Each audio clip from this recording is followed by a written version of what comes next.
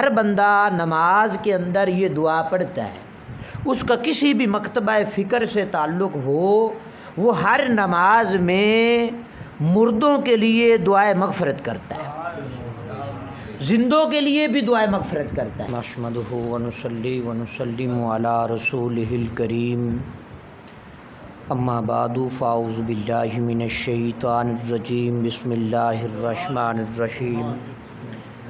ربنا اغفر لی ولوالدی وللمؤمنین یوم یقوم الحساب۔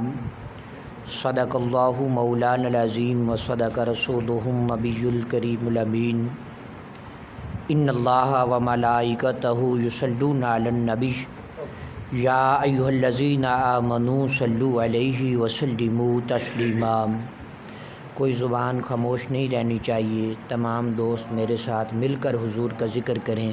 الصلاۃ والسلام علیک یا سیدی یا رسول اللہ، الصلاۃ والسلام علیک یا سیدی یا حبیب اللہ، الصلاۃ والسلام علیک یا سیدی یا خاتم النبیین۔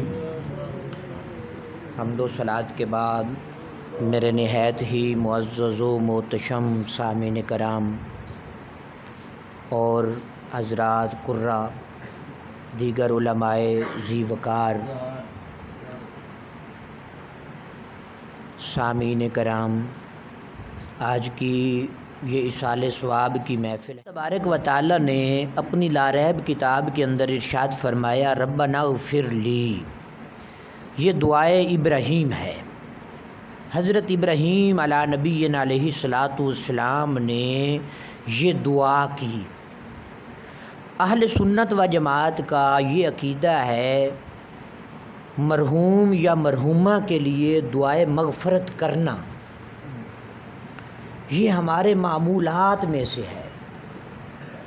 ہمارا کوئی اپنا کوئی دوست، احباب، پڑوسی، رشتہ دار کوئی فوت ہو جاتا ہے تو ہم اس کے لیے دعائے مغفرت کرتے ہیں۔ آپ قبلہ قاری صاحب کے پاس چلے جاتے ہیں تو ان سے کہتے ہیں کہ آپ ہمیں قرآن پڑھنے کے لیے بچے دے دیں تاکہ ہم اپنے مرحوم یا مرحومہ کے لیے قرآن پاک پڑھا کر ان کی روح کو ایصال کر دیں۔ تو یہ ایصال ثواب جو ہے یہ ہمیں کرنا چاہیے، نہیں کرنا چاہیے، کوئی اب ہم نے ایجاد کیا ہے یا دور صحابہ سے چلا آ رہا ہے، ہمیں اس بات کا علم ہونا چاہیے۔ تو دعا کرنا جو ہے یہ زندہ کے لیے بھی جائز ہے، مردہ کے لیے بھی جائز ہے۔ آپ کے گھر مہمان آتے ہیں، جب آپ ان کو رخصت کرتے ہیں کہتے ہیں بیٹا فی امان اللہ، کیا کہتے ہیں؟ اللہ کی امانت میں، آپ نے اسے دعا دے دی۔ تو زندہ کے لیے دعا کرنا بھی جائز ہے، کوئی فوت ہو جائے، دنیا سے رخصت ہو جائے، اس کے لیے بھی دعائے مغفرت کرنا یہ جائز عمل ہے۔ سیدنا حضرت ابراہیم علیہ نبینا علیہ الصلاۃ والسلام نے اللہ تبارک و تعالیٰ کے حضور یہ دعا کی۔ ہر بندہ نماز کے اندر یہ دعا پڑھتا ہے، اس کا کسی بھی مکتبہ فکر سے تعلق ہو، وہ ہر نماز میں مردوں کے لیے دعائے مغفرت کرتا ہے، زندوں کے لیے بھی دعائے مغفرت کرتا ہے۔ اب میں اس کا ترجمہ کرنا لگا ہوں کہ رب کائنات نے حضرت ابراہیم علیہ نبینا علیہ الصلاۃ والسلام کے اس فرمان کو بیان فرمایا کہ حضرت ابراہیم علیہ نبینا علیہ الصلاۃ والسلام یہ دعا کیا کرتے تھے، ربنا اغفر لی، پروردگار تو مجھے بخش دے، تو مجھے۔ نبی بخشے ہوئے ہوتے ہیں، نبیوں سے کوئی گناہ سرزد نہیں ہوتا۔ نبی علیہ الصلاۃ والسلام جو ہوتے ہیں وہ معصوم عن الخطا ہوتے ہیں، ان کے بارے میں یہ سوچنا بھی گناہ ہے کہ نبیوں سے گناہ ہو جائے گا، بلکہ نبیوں کے لیے گناہ کا لفظ استعمال کرنا یہ محال ہے، کیونکہ ان سے گناہ کا صدور جو ہے یہ محال ہے۔ اللہ تبارک و تعالیٰ نے ان کی عصمت کا وعدہ فرمایا ہے کہ نبی علیہ الصلاۃ والسلام جو ہے وہ معصوم عن الخطا ہیں۔ تو حضرت ابراہیم علیہ نبینا علیہ الصلاۃ والسلام قبلہ قاری صاحب آپ کو پڑھ کر سنائیں گے کہ یہ دعا جو ہے آپ ہر نماز میں پڑھ دیں۔ قرآن میں متعدد مقامات پر دعاؤں کا حکم ہے، دعائیں مانگی گئی ہیں. حضرت آدم علیہ السلام نے بھی دعا مانگی, حضرت نوح علیہ السلام نے بھی دعا مانگی, حضرت ابراہیم خلیل اللہ علیہ السلام نے یہ دعا مانگی, ربنا اغفر لی, میرے رب تو مجھے بخش دے, ولی والدیہ, میرے والدین کو بھی تو بخش دے, وللمؤمنین, تمام کے تمام جو ایمان والے ہیں پروردگار تو ان کو بھی بخش دے.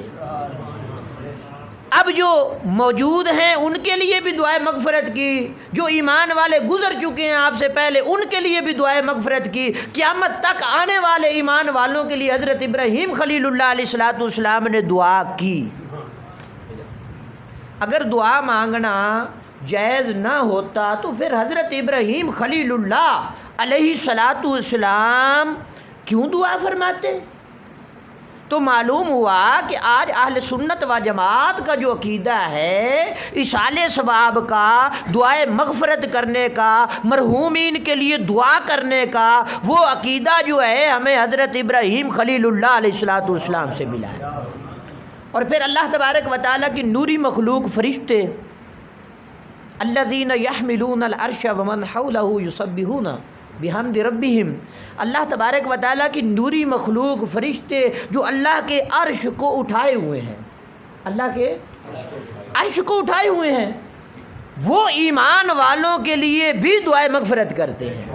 یستغفرون للذین آمنوا, وہ ایمان والوں کے لیے دعائے مغفرت کرتے ہیں. اور اب میں پوچھنا چاہتا ہوں, فرشتے جو ہیں وہ مامور من اللہ ہیں, اللہ کے حکم کے بغیر فرشتے کوئی کام نہیں کرتے. قبلہ, فرشتے کوئی کام نہیں کرتے, حکم ربی ہوتا ہے وہ کرتے ہیں.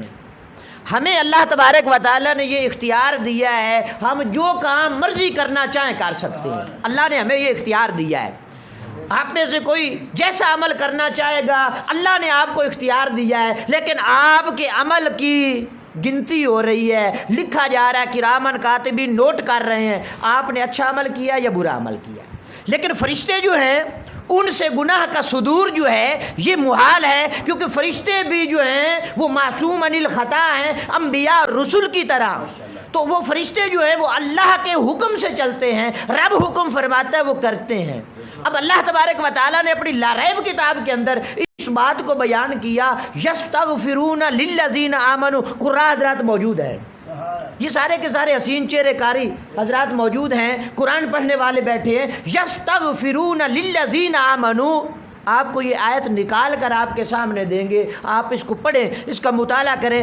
یستغفرون للذین آمنوا, ایمان والوں کے لیے, قاری صاحب ایمان والوں کی یہ قید لگائی گئی ہے, وہ یہود و نصارہ کے لیے نہیں, عیسائیوں کے لیے نہیں, مجوسیوں کے لیے نہیں, کافروں کے لیے نہیں, مشرکوں کے لیے نہیں, منافقوں کے لیے نہیں. یستغفرون للذین آمنوا, کن کے لیے؟ کون کرتے ہیں؟ فرشتے, اللہ کی نوری مخلوق, اور جو اللہ کے عرش کو اٹھائے ہوئے ہیں وہ فرشتے.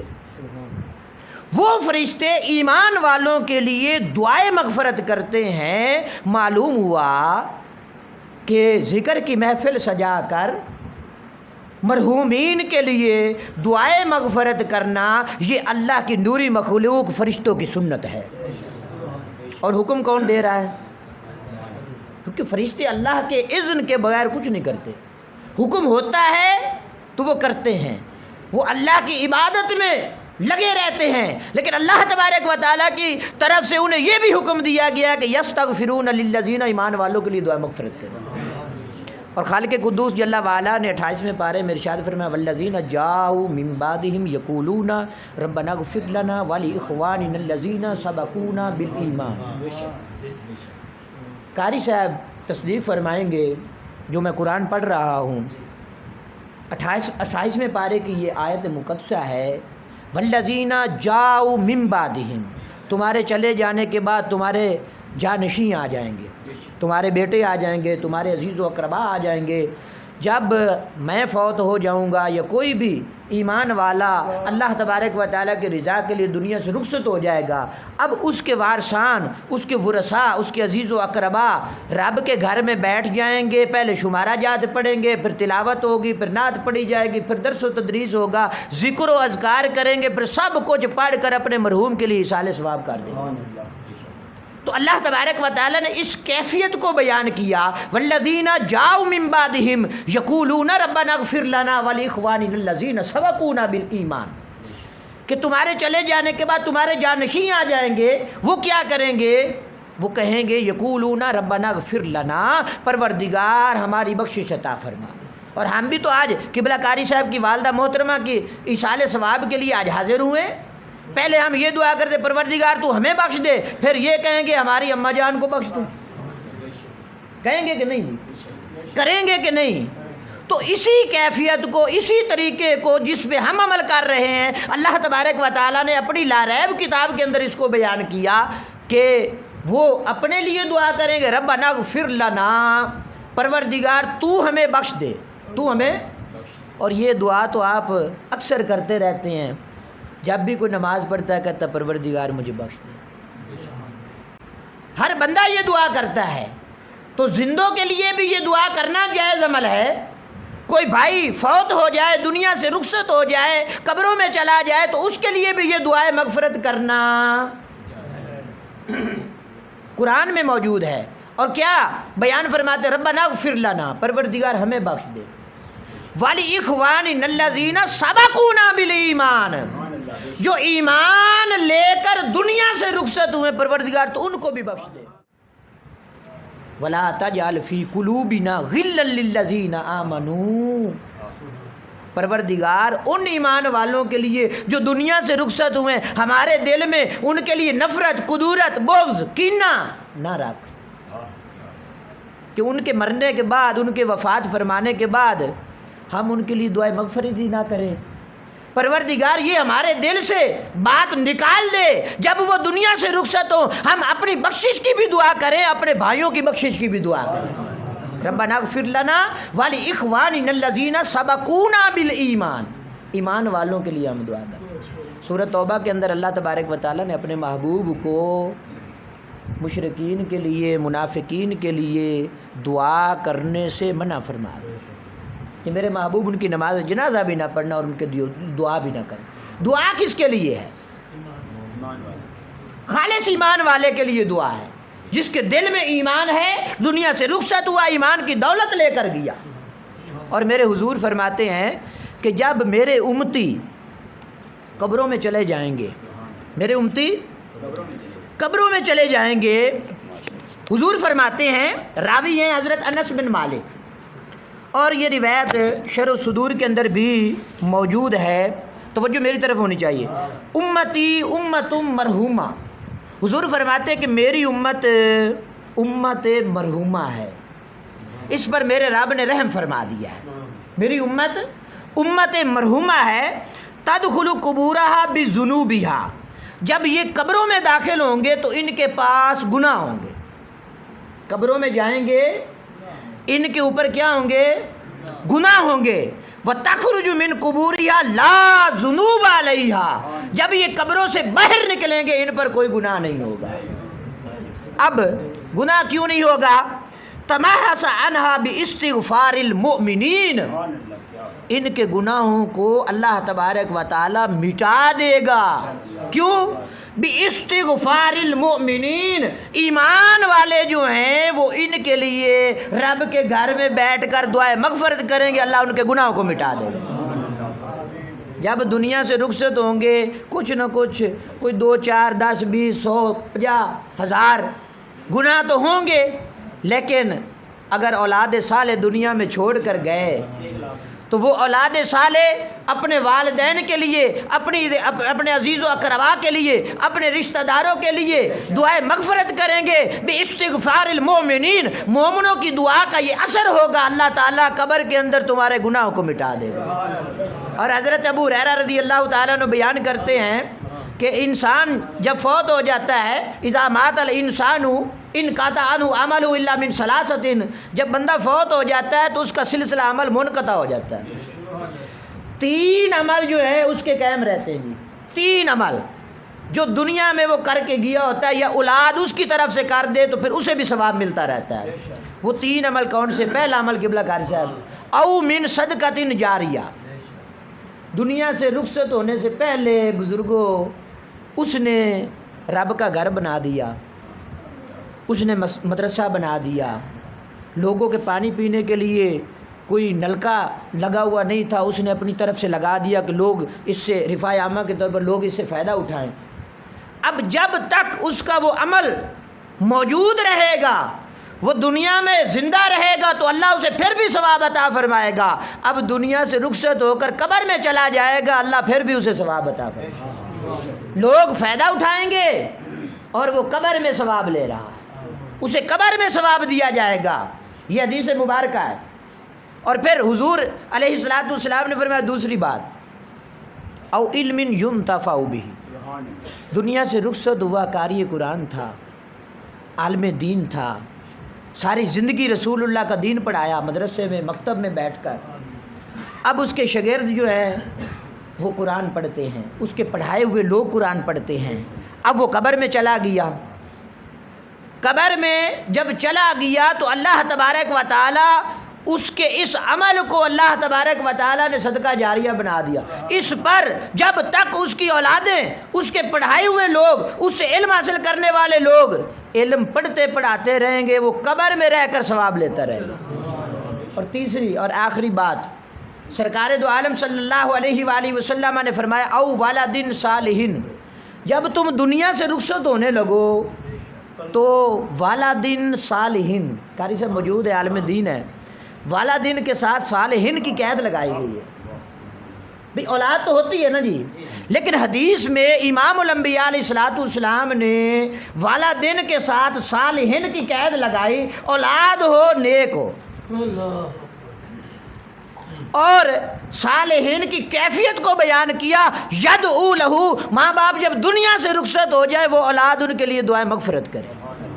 یہ حضور کی حدیث ہے کہ جب آپ دنیا سے رخصت ہوں، والدین صالحین، نیک صالح اولاد چھوڑ کر جائیں، اور پھر صالحین کی کیفیت کو بیان کیا کہ اولاد صالح ایسی ہو، یدعو لہو، جو اپنے ماں باپ کے لیے دعا مغفرت کرے۔